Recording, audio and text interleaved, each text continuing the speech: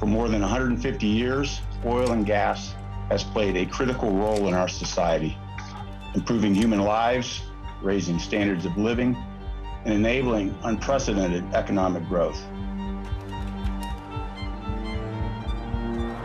What do you do when you learn the product that you make threatens the entire planet?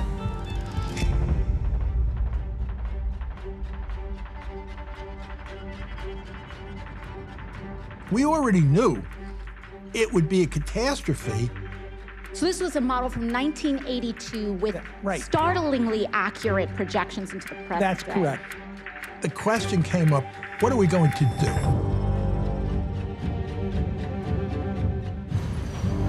They realized that it was going to be an existential threat to their business, but they made a deeply unethical decision. The scientific evidence remains inconclusive. They lied. The scientific data is inconclusive. And yes, I was misled. This campaign of denial bought industry 30+ extra years of profit at the expense of the planet. Go, go, go, go, go. Unprecedented heat waves, terrifying storms, and widespread water shortages. Every heat wave occurring today is made more likely and more intense by climate change. Once again, putting lives at risk.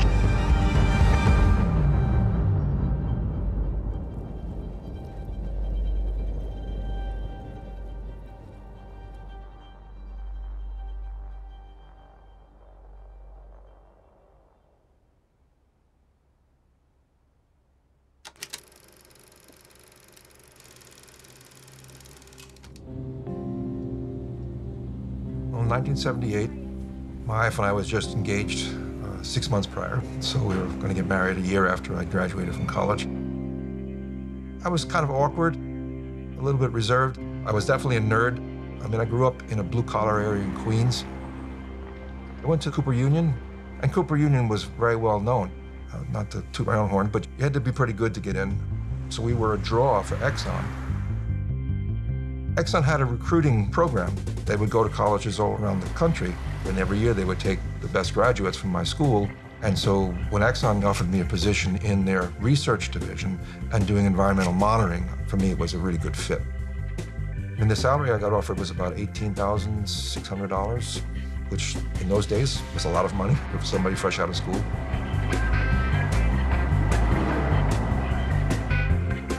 Exxon was not just the largest oil and gas company in existence. It was the largest company, period, in existence. It did business all over the world.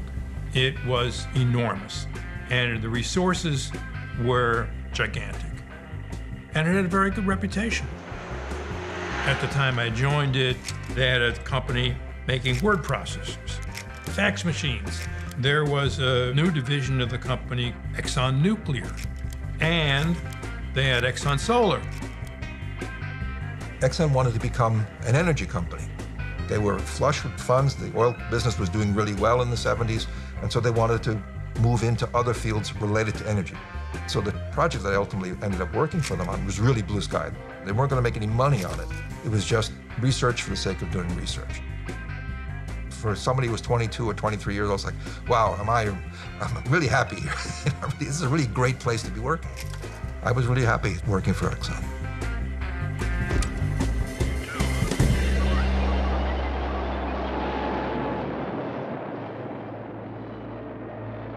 Back in the mid-70s, I was working for NASA. It was a very exciting time because NASA was sending probes all over the solar system. And information that was coming back was very interesting, things that we never knew.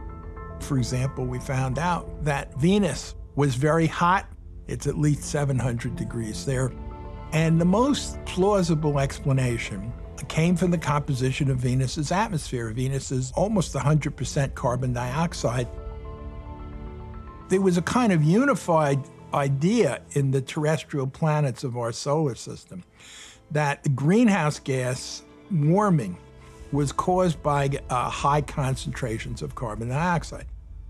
At the same time, some research scientists were making observations of carbon dioxide in our own atmosphere, and we have seen this curve of increasing carbon dioxide. It's become a classic icon of the carbon dioxide problem, where CO2 keeps going up and up a few parts per million every year.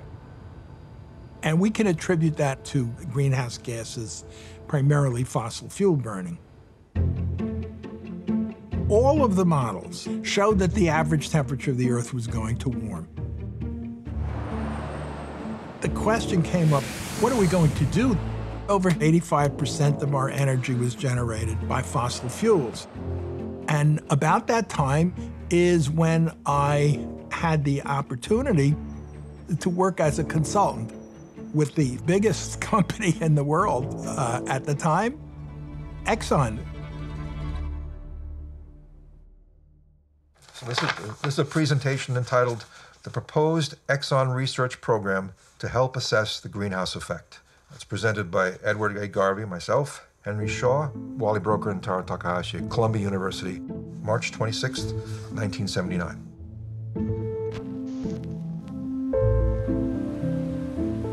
Exxon wanted to do research related to climate change, but they wanted it to be recognized that something that Exxon can contribute that was unlikely anybody else could do.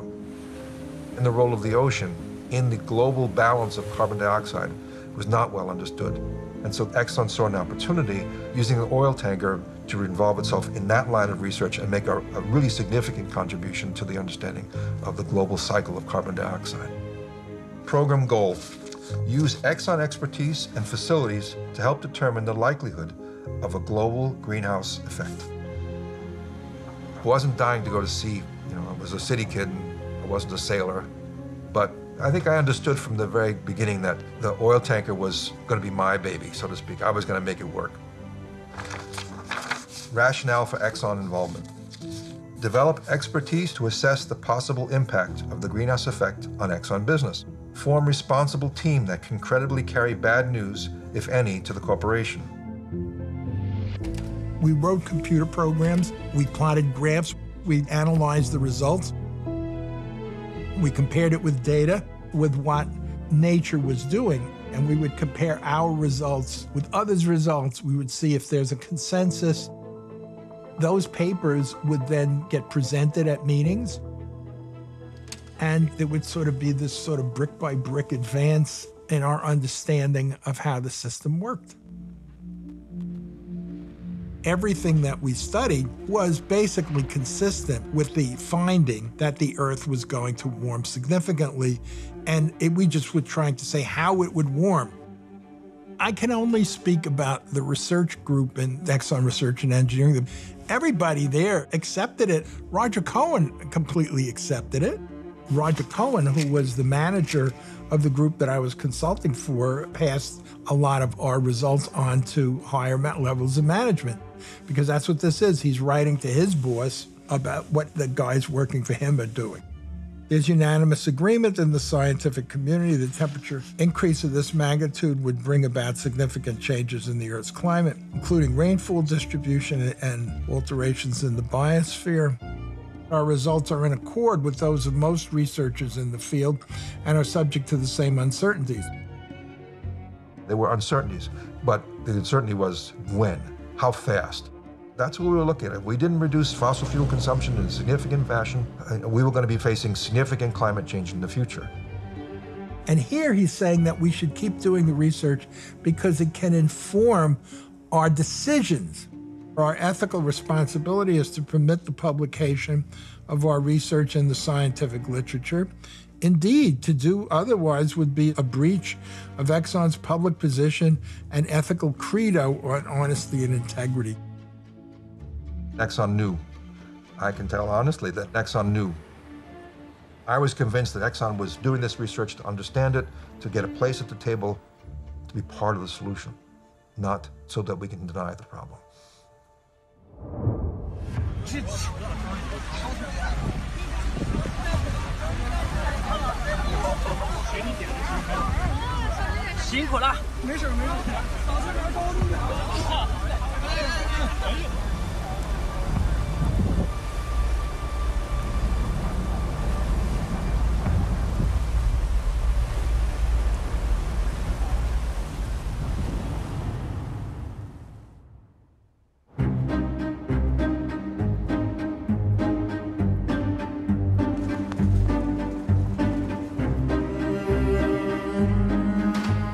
Sometime in the 2000s, Exxon gave their archives to the library at the University of Texas. Many truckloads of documents. Perhaps it was a PR effort to show that this company has a proud history and it's all transparent, it's all in the library.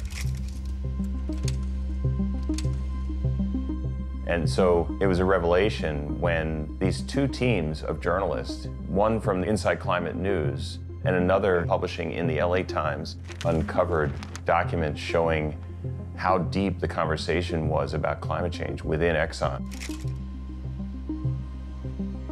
By the 90s, they were the kingpins of denial, but we had no idea that they actually knew the science. I've become a curator of documents, and the evidence from the documents is that many industrial sectors were studying this independently. Members of the auto industry, including GM, the electric utilities and coal industry. But Exxon had a deeper program.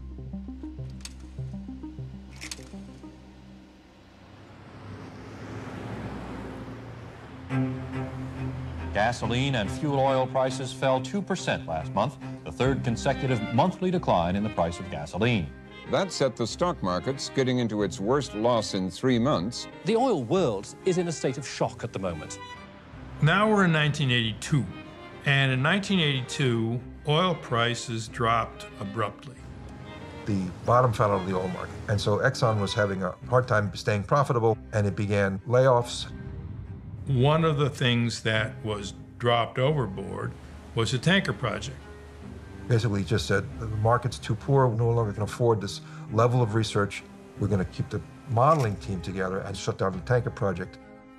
And by 1984, Lee Raymond was senior vice president with broad oversight for Exxon Research and Engineering. Raymond believed Exxon would always be an oil and gas company. It would never be anything else. I know that Exxon did some really good climate-related modeling work and was still funding research at Columbia University. But effectively, they turned the corner and the place that I worked in was gone. When Exxon retrenched and sold off its research in lithium batteries, sold off its solar energy, it's like you're throwing out the baby with the bathwater. These are all important lines of research for the potential for the company, and you're just getting rid of them. You're not trying to shrink them down, saying, okay, we have to make do with a smaller budget. No, this is gone. We're done with this, we're done with this, we're done with that. Alternative fuels. There was a time in the late 70s that your company spent a lot of money at that time to say, is there an alternative fuel that will work so that we don't have to burn fossil fuels and put all that CO2 in the atmosphere? We were the first oil company that really spent a lot of money looking at all that. And the results were what? None of these technologies, and we looked at everything. I mean, we looked from soup to nuts, that none of these technologies were going to be competitive against oil. Financially competitive. Right.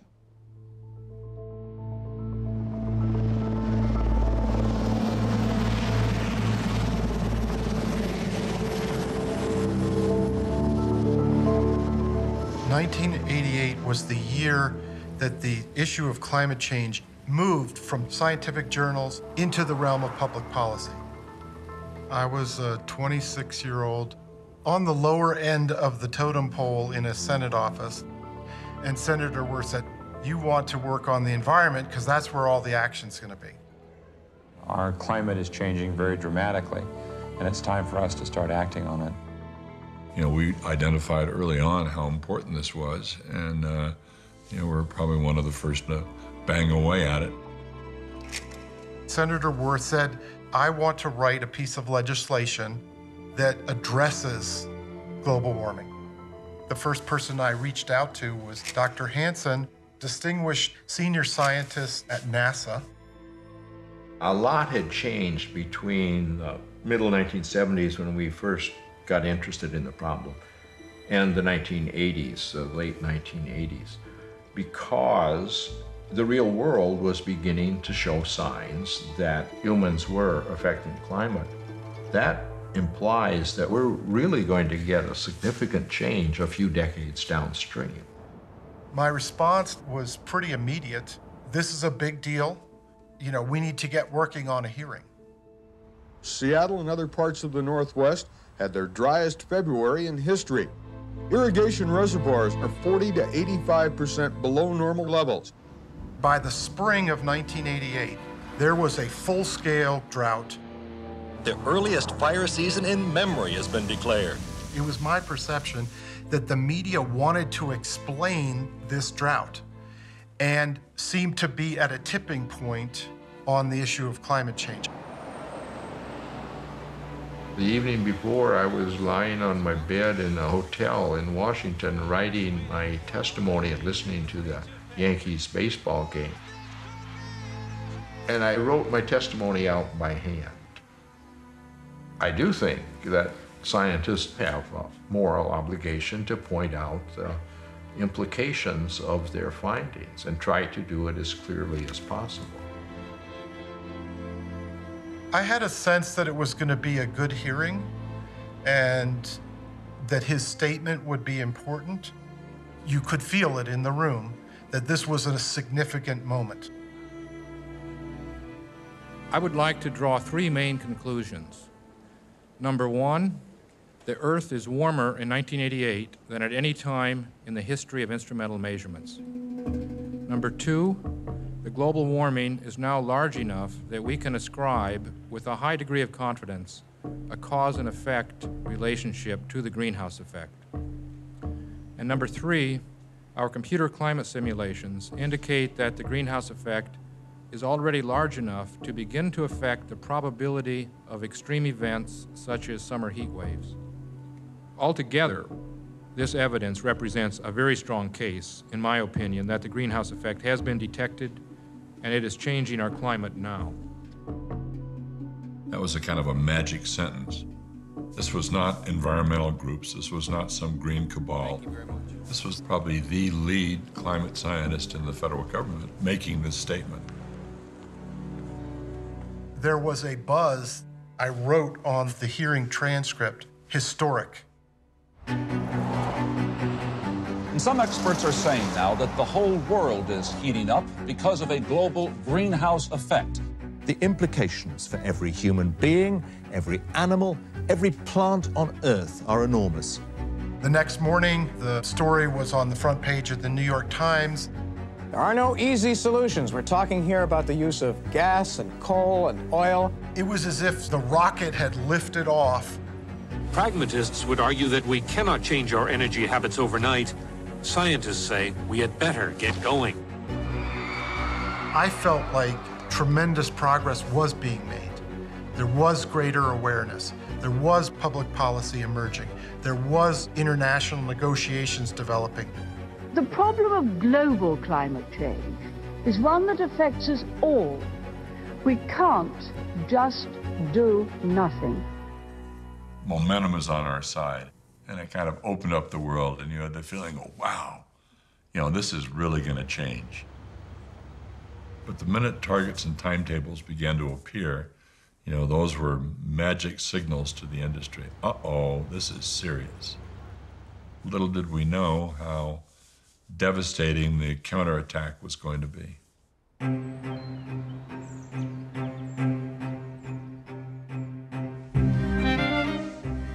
I've collected documents from every place where I've worked. My basement looks like a trash bin and a fire hazard, but nevertheless. I'm Terry Yossi. I'm Vice President for Health and Environment at the American Petroleum Institute. I want to thank you. API at that time was tremendously influential. It was chief lobbying organization for the petroleum industry and had representation from some of the major oil companies, Exxon, Mobil, Chevron, Shell, BP, companies like that. By early 1989, the newspapers, the television networks were bombarding API with questions such as, well, what do you think of Hanson's testimony? What is your view of climate change in general? What do you think needs to be done about climate change? Terry, what do you make of all of this?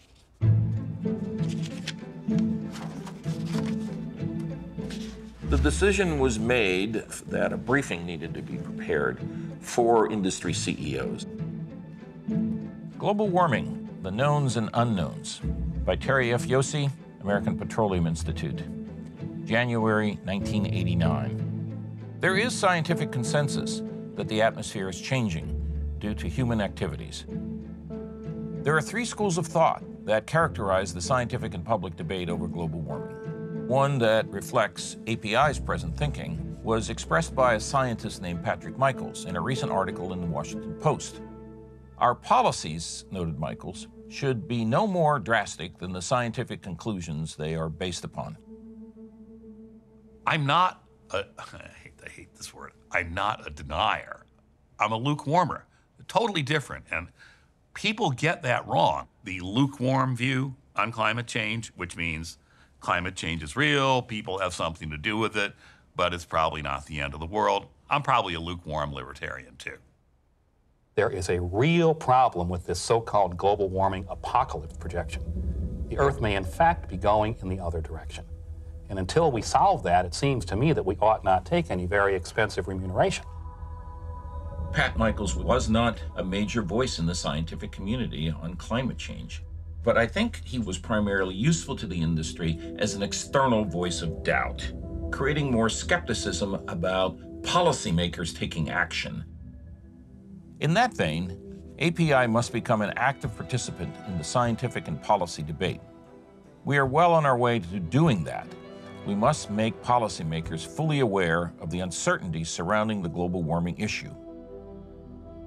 It's amazing. I mean, it's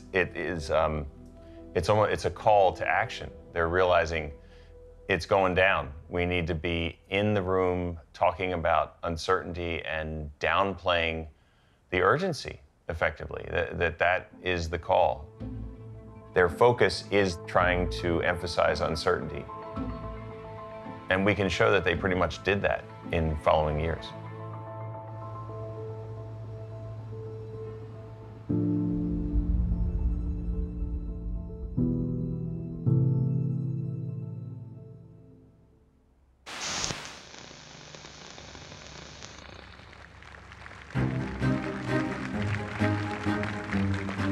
The man standing beside me today has what it takes to lead this nation from the day we take office. Senator Al Gore of Tennessee. Bill Clinton, the Democratic Party's certain choice as presidential candidate, has announced his running mate. Al Gore has spent the last decade working on the global environmental challenges we desperately need to address. Together, we will finally give the United States a real environmental presidency. Now you're in the White House, Yeah. having spent years working on climate change. Did you feel a sense of responsibility? Oh, absolutely. That's why I was on the ticket. That's why I agreed to run. But that was the principal task that I set for myself entering the White House, and I went to work right away. Today I announce our nation's commitment to reducing our emissions of greenhouse gases to their 1990 levels by the year 2000. So when Clinton and Gore were elected, there was, widespread hope. But the honeymoon just didn't last long.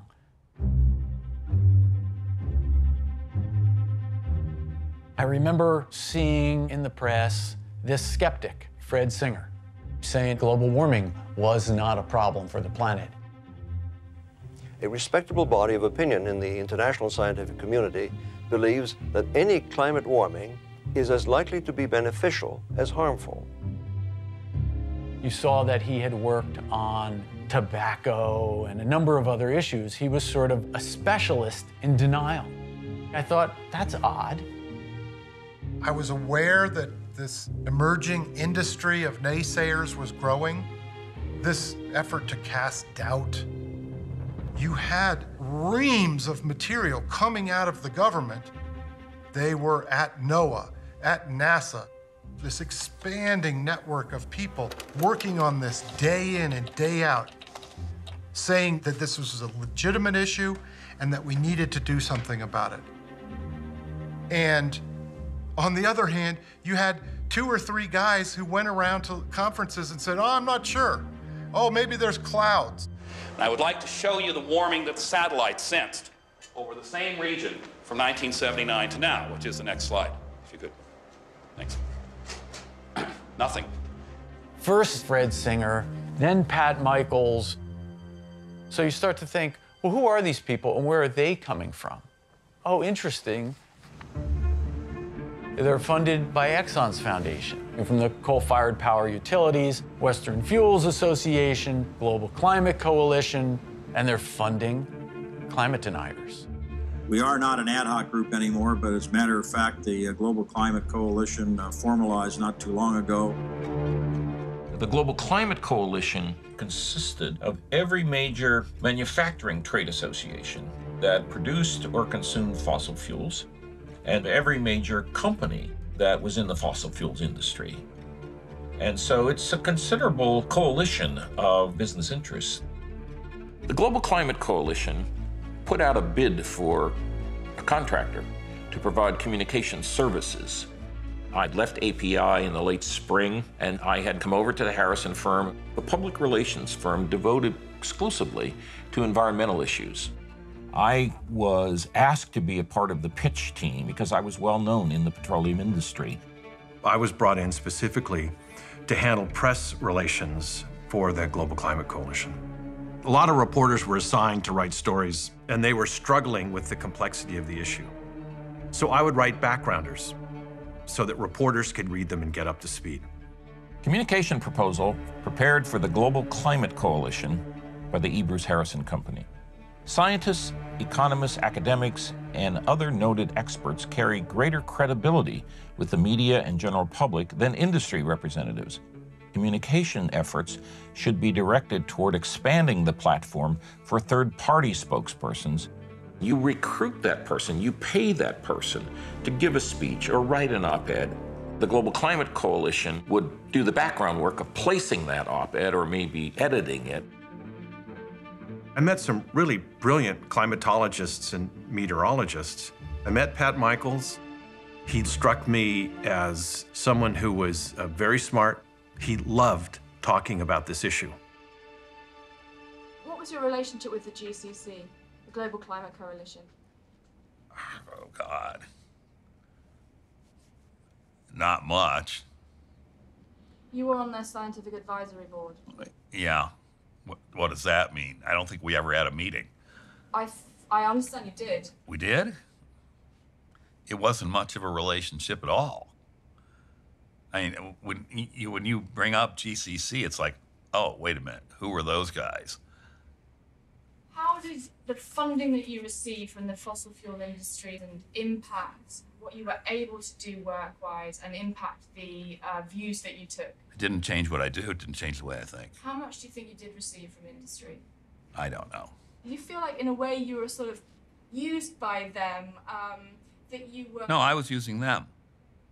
You got that wrong. What? I mean, I'm somewhat verbal, and I like to write.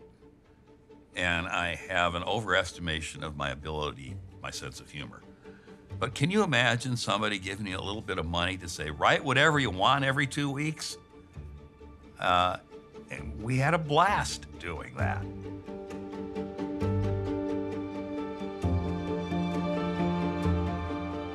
We weren't doing what we were told, we were doing what we wanted.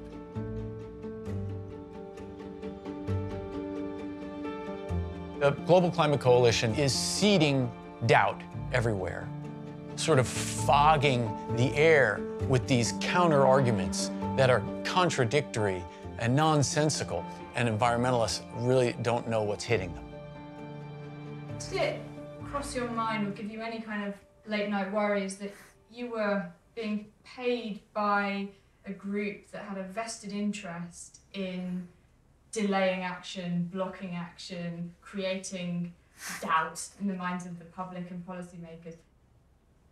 The backgrounders I was writing, the narrative that I represented as the communications lead for the Global Climate Coalition was not a popular narrative. There's no question about that. There was a lot we didn't know at the time. And part of my role was to highlight what we didn't know. you want to make an assumption that it's a meritocracy. A good argument will prevail, and it will displace a bad argument. But what the geniuses of the PR firms who work for these big fossil fuel companies know is that truth has nothing to do with who wins the argument. If you say something enough times, people will begin to believe it.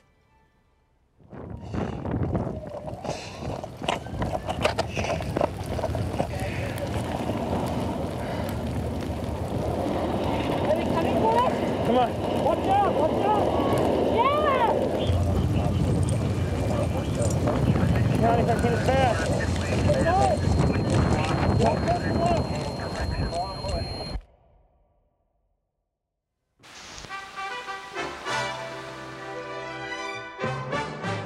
Finally tonight, some new word on the temperature of the world. Charlene Hunter-Gault has that story.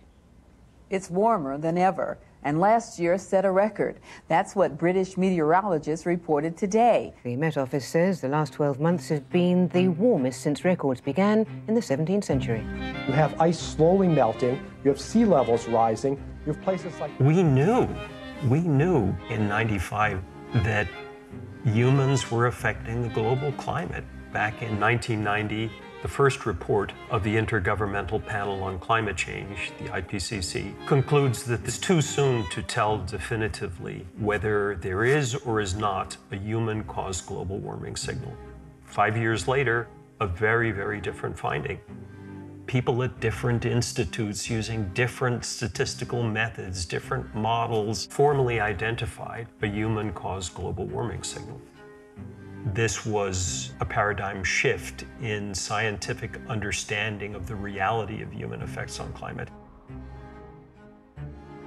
I was 40 years old. I had spent 1.5 years working as convening lead author for Chapter 8 of the IPCC's second assessment report. It was detection of climate change and attribution of causes. We were in plenary in the beautiful Palacio de Congresos de Madrid. Some of the industry scientists were involved in the process. Harun Keshki from Exxon was there from the beginning of our work on Chapter 8 right through to the end. The Global Climate Coalition and the Saudis and Kuwaitis dominated the plenary sessions, saying if you say something's uncertain, then it can be overturned, which led to all of these sometimes heated exchanges because uncertainty is an irreducible part of climate science.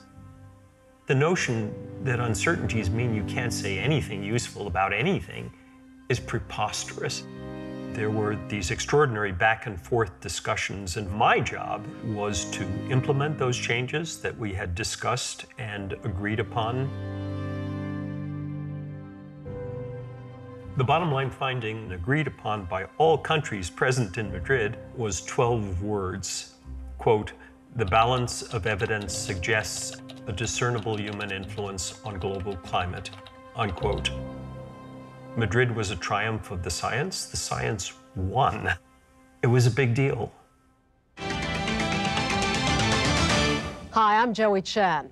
An international panel of scientists agrees we can blame ourselves for global warming. Madrid, where 2,500 scientists from around the world have finally agreed with one another and are convinced that burning oil and coal is causing the world's temperature to rise, which may bring with it environmental disaster. How do you think this is going to affect policy action on this? Because certainly ammunition for those that would like more government regulation of industry to move away from fossil fuels to other forms of energy. In retrospect, those 12 words were the handwriting on the wall.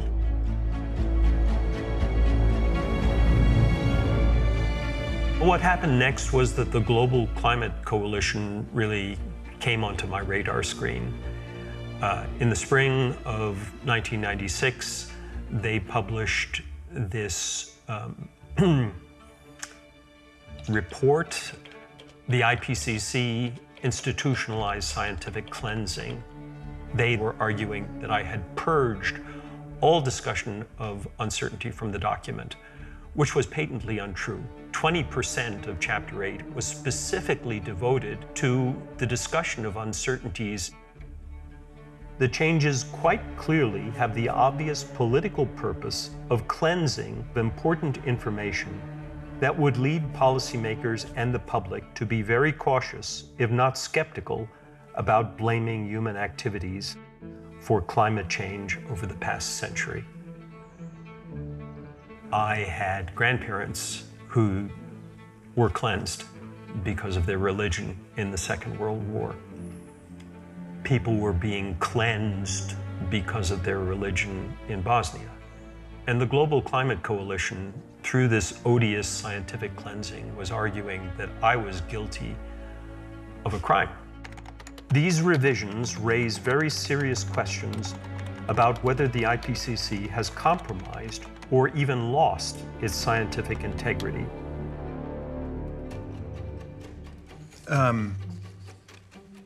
I certainly had probably a role in the creation of this. There's a level of detail here I don't remember. But what I do remember the gist of this, where things were said at one point in the process and then they disappeared at the next. And that struck me as troubling.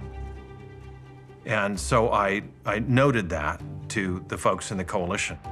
This stuff caught on like wildfire.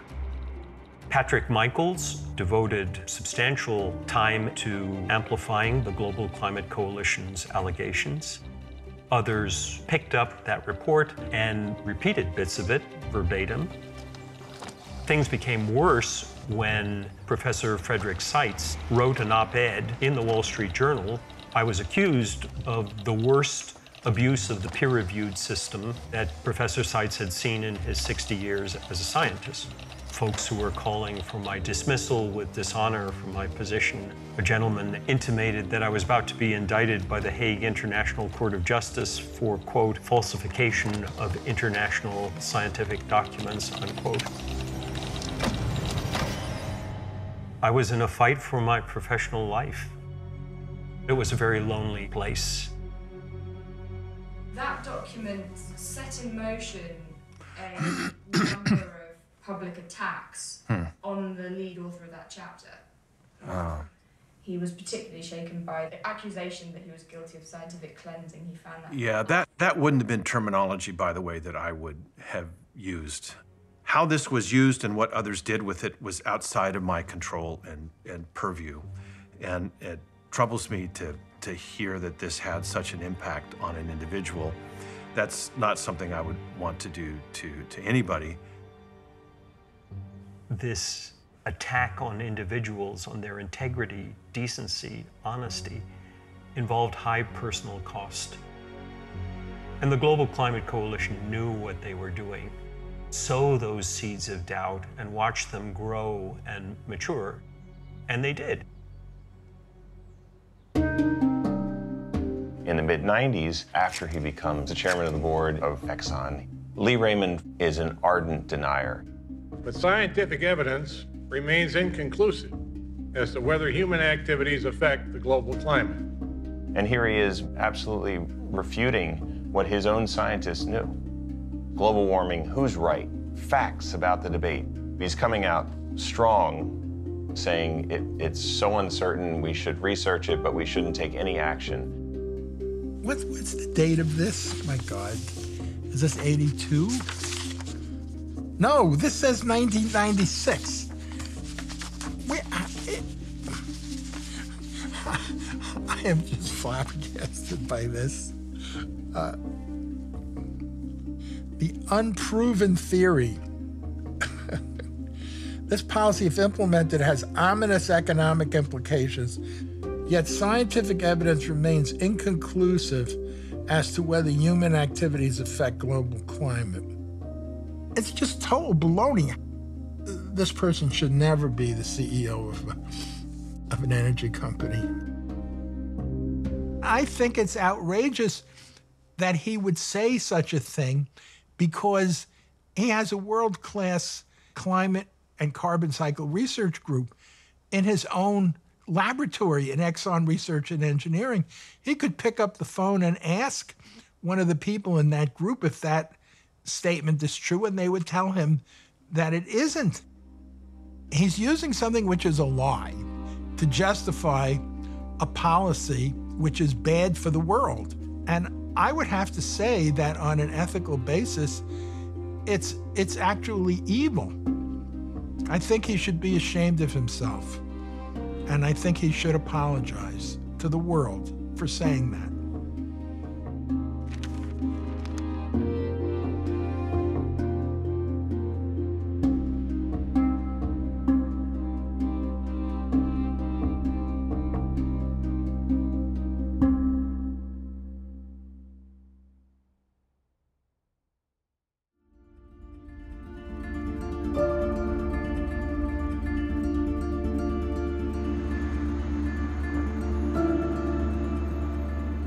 2 weeks from now, this issue of global climate change will be discussed by more than 120 different countries in Berlin. I wanted the United States of America to lead the world community to agree on a set of global initiatives and policies. The United States is committed to reaching 1990 levels of greenhouse gas emissions by the year 2000. Thank you very much. Thank you. We said that the United States was prepared to engage in targets and timetables. I mean, that was obviously a massive threshold for us to cross. I declare open the first session of the Conference of the Parties. The convention is coming of age. The question was, who goes first? It was in no way possible to get a global treaty with the proposal that the poorest countries in the world would have to take the same obligations that the wealthy countries were undertaking. And the idea was those who developed the most and had contributed historically the most to the problem should step up to the plate first in the effort to reduce emissions. I should bang the hammer now. That was the formula that the world agreed was the only way to make progress toward a truly global agreement. He will be calling on all the developed countries to agree a figure of between 5 and 10% below 1990 levels. At a follow-up in Kyoto, Japan, negotiators hope to agree on binding limits. The negotiators did agree they would exempt developing countries from the caps negotiated in Kyoto. But the fossil fuel companies took that feature of the agreement and made that a bête noire. They made that a politically salient issue that they used to great effect. This is the strategy of the Grand Fog.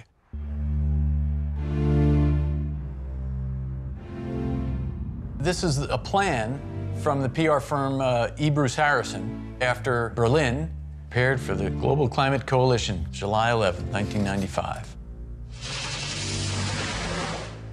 Third-party recruitment and op-ed placement efforts will continue, although with a new emphasis on economists. There are firms that they can pay who will say, you know, solving global warming will cost lots of jobs, there'll be higher energy costs. This is the next layer of fog.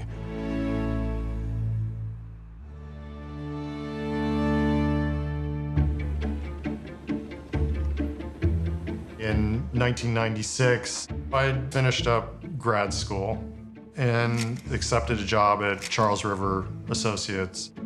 We were doing work for the American Petroleum Institute, so they had a particular point of view.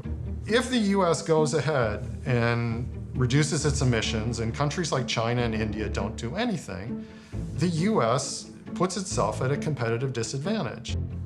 To try and put numbers on what those damages would do, how much they were hurt, I think is important, right?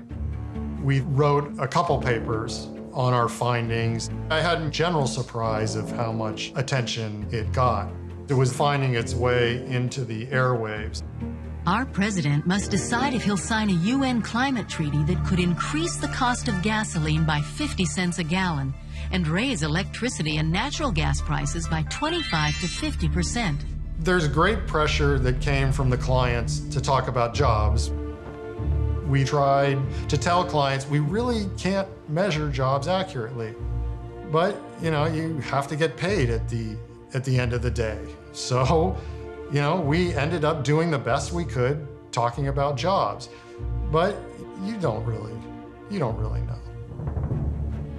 Would cost probably 500,000, 600,000, 700,000 jobs a year. That would hurt the U.S. automobile industry and it would hurt the U.S. economy. Every independent, and I say every independent economic study, has come to the same conclusion that the impact is negative, and it's going to cost jobs.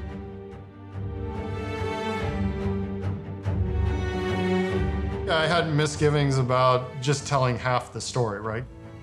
You know, what do we get? If we reduce emissions, we get less damage from climate change, right? And we're not putting that in there. Yeah, I wish I weren't a part of that, looking back. I wish I weren't a part of delaying action. You know, clearly on the wrong side of history.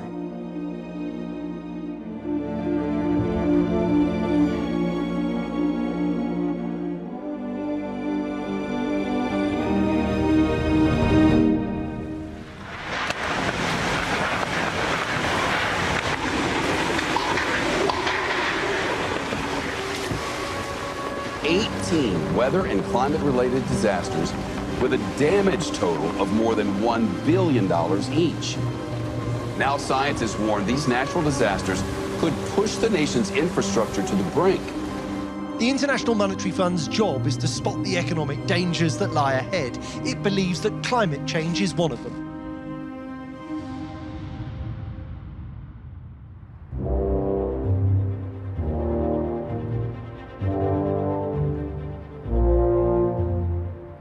Please welcome our chairman, Lee Raymond. A United Nations effort is moving toward decision in 1997 to cut the use of fossil fuels based on the unproved theory that they affect the Earth's climate. So it's critical that we in the industry provide a voice of common sense on this important issue. So we must continue to work for more unity and more cooperation. One example is our close cooperation with the automobile industry. Recently, they have become engaged in the global climate issue and are active, aggressive allies. In the run-up to the Kyoto Protocol, there's a massive push to stop it, to kill it by industry. They know that this is the big fight.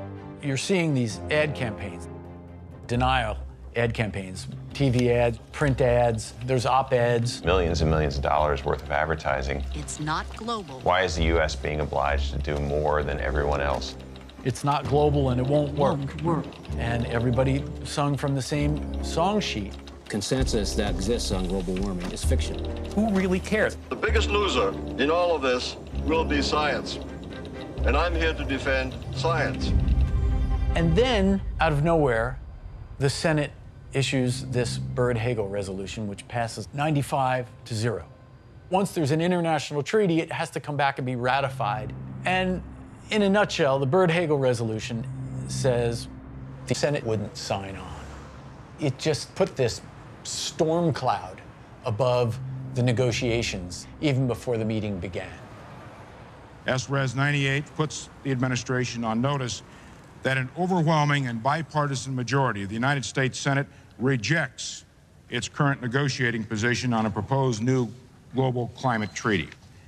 I was not going to support a treaty that bound this country, which would affect our economy, everything else, when we didn't have the absolute scientific evidence, first of all, to prove it, and second, and maybe even more important, let all these other countries off. That was my position then. It'll be my position now. If anything has become clear during congressional hearings on this issue, it is that the science is unclear, is that the scientific community has not even come close to definitively concluding that we have a problem. I'm not a scientist. I'm not a climatologist. I listen to a lot of people. I ask for a lot of opinions. I had scientists come in, I had other people come in. We unearthed documents that show a series of meetings and briefings that Chuck Hagel received. Oh, wow. Quite amazing. Here's a memo from the American Petroleum Institute. They're putting on a luncheon. They're hosting Senator Hagel, and they're going to brief him. Scientists do not have a precise understanding of this issue. Doubt. Meeting with Senator Hagel and the Ford Motor Company. It's the American Automobile Manufacturers Association, the Aluminum Association, Chemical Manufacturers Association. You know, I'm emphasizing Senator Hagel, but this is happening all throughout the Senate. What were they saying to you in those meetings? And did you learn anything that did help to shape your views? Well, they made their case. They made their point. I wasn't surprised by anything I heard.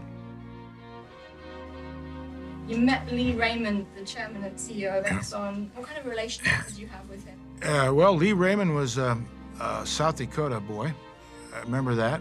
I didn't have a close relationship with him, but I listened to him. He's head of the largest oil company in the country. I listened to everybody's opinions. So this is a page from a briefing document, and it's the title is "The Dilemma for Congress." Draft resolution is attached for your consideration.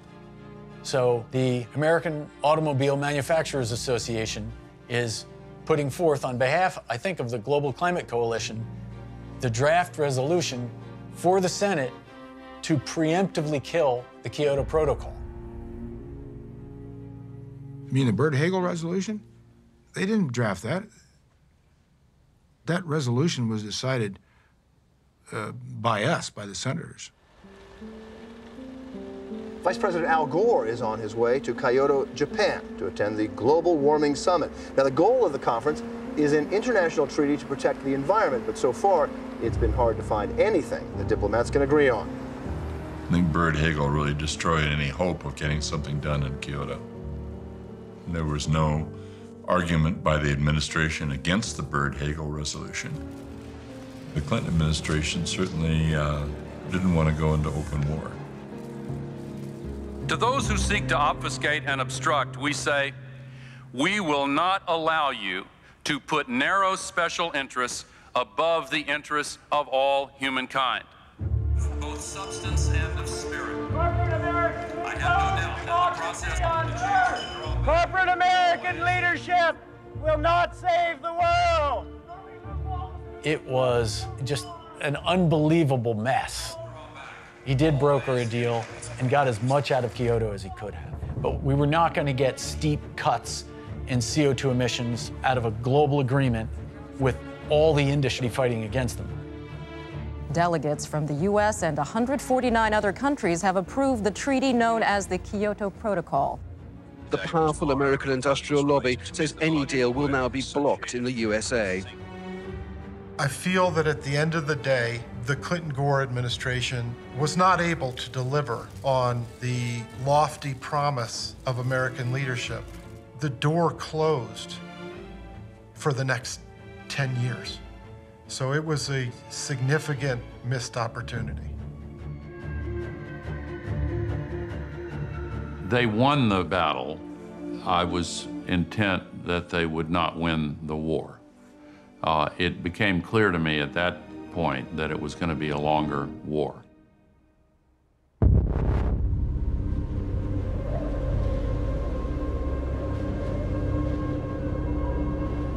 It is unequivocal that human activities are responsible for climate change. That's the finding of a new study by the UN's Intergovernmental Panel on Climate Change. A dire warning and a stark reality. The head of the UN referred to this as code red for humanity. Global temperatures are the hottest in 100,000 years, and many effects of climate change are already irreversible. If we want to avoid catastrophe, we have to drastically cut emissions now.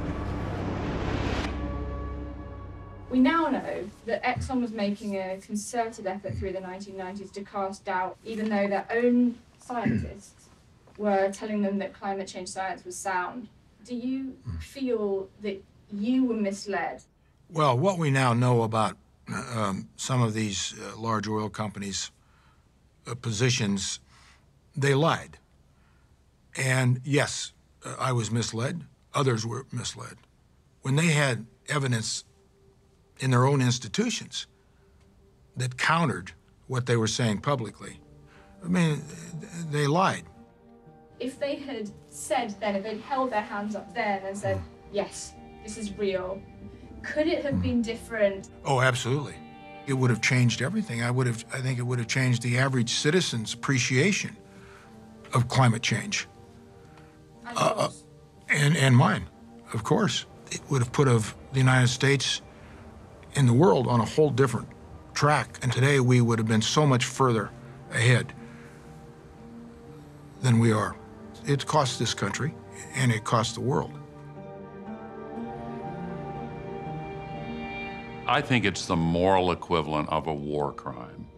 I think that it is, in many ways, the most serious crime of the post-World War II era. The consequences of what they've done are just almost unimaginable.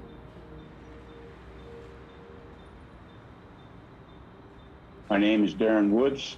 I'm the Chairman and Chief Executive Officer of ExxonMobil Corporation.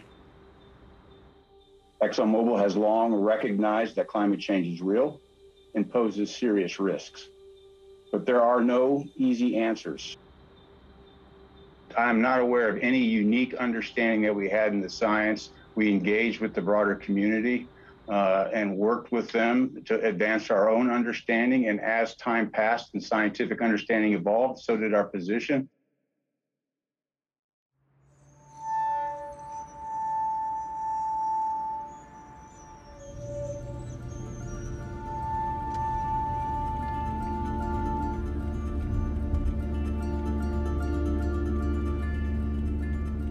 I'm 83 years old. 3 or 4 decades ago, we predicted it. As a scientist, to have those predictions come true, that's sort of the golden icon that you look for.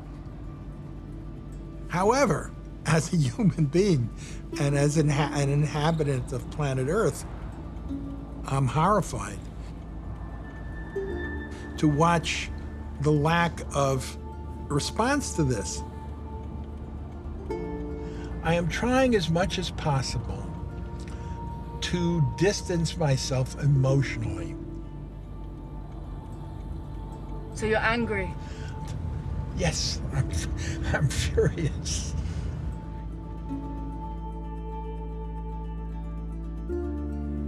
It's heartbreaking to me. I saw all of that potential there, at least at that point in time, to really solve the problem in many different ways. Had Exxon chosen to pick up the ball then and begin to lead, the discussions would have been about how to do it. We had solar scientists doing research. We had lithium battery chemists doing research. Think of how important these sciences are to the world currently. Parts of the world are going to suffer enormously, unnecessarily so, and for something that we could have done something about. Not doing anything for decades, that's just squandered time, and we're going to pay for it.